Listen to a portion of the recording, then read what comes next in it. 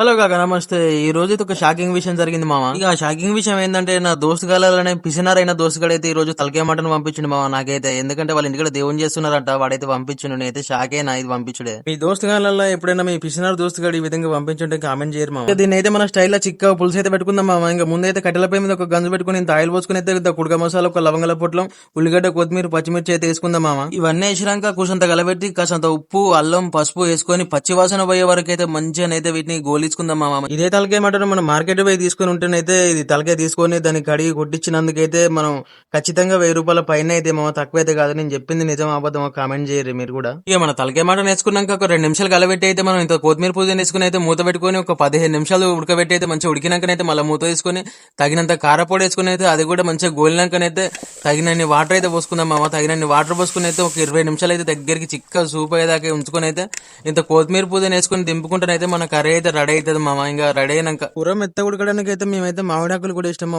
కూరలను అయితే. ఇంకా ఒక ప్లేట్లో అన్నం కూర అయితే వేసుకొని ఆ ఒక్కొక్క ముక్క పెట్టుకొని తింటుంటేనైతే కూర అయితే వర్తున్నది మామ. ఇంకా మీరు ఎప్పుడైనా తింటే కామెంట్ చేయరు. పొద్దున పొద్దుడకాలు తెచ్చుకుంటే మామ, ఇంకా అది కూడా తాగేసిన. పోయేటప్పుడు ఒక లైక్, సబ్స్క్రైబ్ అయితే మర్చిపోవద్దు మామ.